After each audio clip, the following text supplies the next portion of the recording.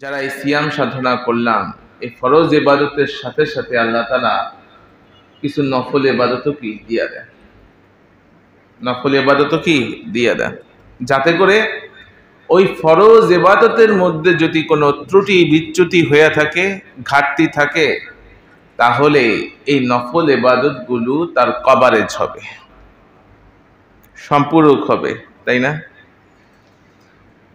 এই যে আমরা 30 দিনে রোজা রাখলাম, এখন যদি শাওয়াল মাসে যারা এই 30 দিনে রোজা রাখার পরে শাওয়াল মাসে যদি কেউ 6টা রোজা রাখে, তাহলে আল্লাহর হাবিব সাল্লাল্লাহু আলাইহি সাল্লাম বলতেছেন সে যেন সারা বছর রোজা রাখলো।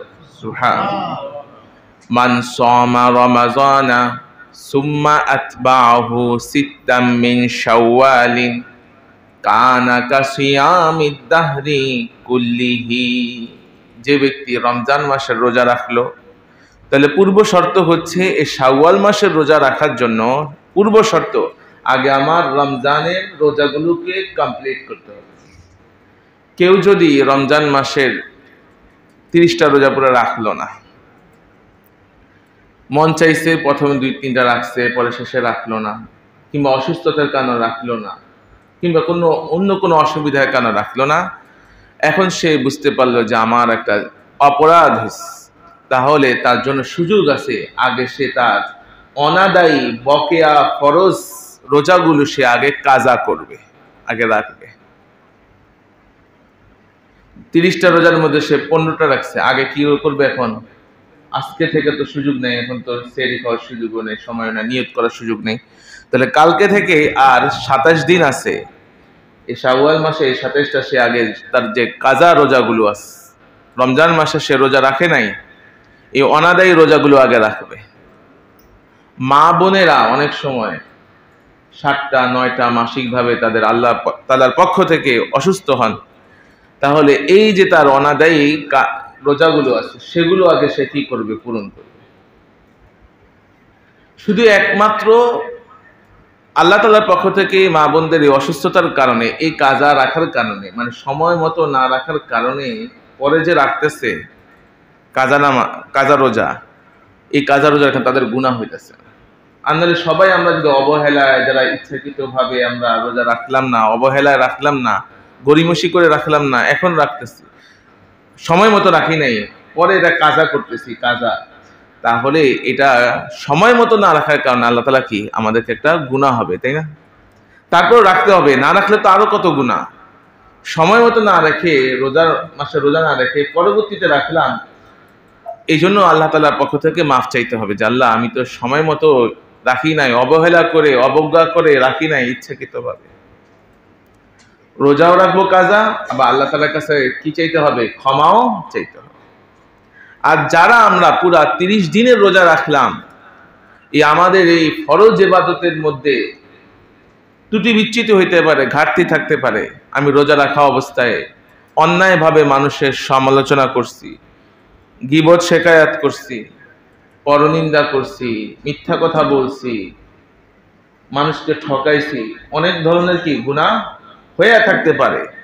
এই গুনাহগুলো, এই যে 6টা রোজা যদি রাখি, আল্লাহ চাইতো এই নফল ইবাদতের মাধ্যমে সেগুলো কি আল্লাহ তাআলা মাফ করে দিতে পারেন। সুবহানাল্লাহ। আল্লাহ তাআলার কাছে আমরা সেটাকে আশাবাদী, কারণ রাসূলুল্লাহ সাল্লাল্লাহু আলাইহি ওয়াসাল্লাম বলেছেন মান সামা রমাযানা, তাহলে সর্বপ্রথম রমজান মাসের যে ব্যক্তি রোজা রাখলো, সুম্মা আতবাহু সিত্তাম মিন শাওয়াল, এরপরে সে শাওয়াল মাসের 6টা রোজা রাখলো, কানা কাসিয়ামিদ দাহরি কুল্লিহি, সে যেন সারা বছর রোজা রাখলো, যে সওয়াব আল্লাহ তাআলা তার আমল নামায় সে সওয়াব দিয়ে দিবেন। তাহলে আমরাও একটা হিসাব করি কিভাবে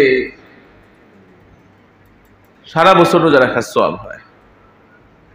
হ্যাঁ, আল্লাহ তাআলা কুরআন মাজিদের মধ্যে বললেন মান জা বিল হাসানাতি ফালাহু আশরু আমসালিহা, যে ব্যক্তি একটা নেক আমল করবে আল্লাহকে রাজি খুশি করার জন্য, আল্লাহর সন্তুষ্টি পাওয়ার জন্য, যে ব্যক্তি কোনো মানুষকে দেখানোর জন্য না, আল্লাহকে শুধু উদ্দেশ্য করে যে ব্যক্তি একটা নেক আমল করবে, আল্লাহ তাআলা তার নেক আমলটাকে 10 গুণ পর্যন্ত বাড়াইয়া দেন। সুবহানাল্লাহ।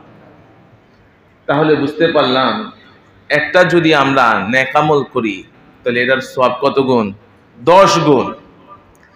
তাহলে আমরা রমজান মাসে 30টা রোজা রাখলাম, আর 6টা যদি শাওয়াল মাসে রোজা রাখি তাহলে কত হইল? 36টা। তো 10 গুণ দিয়ে হিসাব করেন, 10 গুণ তাহলে 360।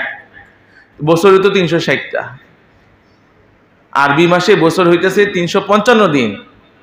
তাহলে কি আমরা সেই 360 দিন রোজা রাখার সওয়াব পাই যেতেছে পুরো বছরের হিসাবে। মিলল না? ঠিক করে আরো 5 দিন কি আল্লাহ তাআলা এক্সট্রা আমাদেরকে সওয়াব দিতেছে। তাহলে 30 দিনের রোজা আগে আমাকে রাখতে হবে। রাসূলুল্লাহ সাল্লাল্লাহু আলাইহি ওয়াসাল্লাম বলেন, ইগতানিম খামসান ক্বাবলা খামসিন। তোমাদের 5টা অবস্থার আগে 5টা অবস্থাকে তোমরা কাজে লাগাও, সময় সঠিক ব্যবহার করো। সময় মানে কি? সময় সমষ্টি হচ্ছে মানুষের জীবন। জীবন কাকে বলে? যদি বলেন জীবন, 60 বছরের সময়ের নামে কি? জীবন। 70 বছরের সময়ের সমষ্টি হচ্ছে কি? জীবন। তোমার জীবনের বয়স কত এখন? আমার জীবনের বয়স এখন 30 বছর। তার মানে কি 30টা বছরের সময় আমার জীবন থেকে কি চলে গেল। তাহলে সময়ের সমষ্টি হচ্ছে জীবন। আমি যদি 24 ঘন্টা জীবন লাভ করি, জীবন ধারণ করি, 24 ঘন্টার মধ্যে যদি আমি 1/4 4 ভাগের 1 ভাগ যদি ঘুমায়া কাটাই তাহলে 6 ঘন্টা ঘুমায়া কাটাইলাম। আর 18 ঘন্টা থাকে। 18 ঘন্টার মধ্যে আমার জীবন পরিচালনার জন্য রিজিক অন্বেষণ করি 6 ঘন্টা, আর 12 ঘন্টা থাকে। 6 ঘন্টা আমার খাবার দাবার, পেশাব, অন্যান্য নিজস্ব প্রয়োজনে চলে যায়। তাহলে আর বাকি 6 ঘন্টা যদি আমি নামাজ ইবাদতের মধ্যে সময় দিই তাহলে সময়ের সঠিক ব্যবহার হইল।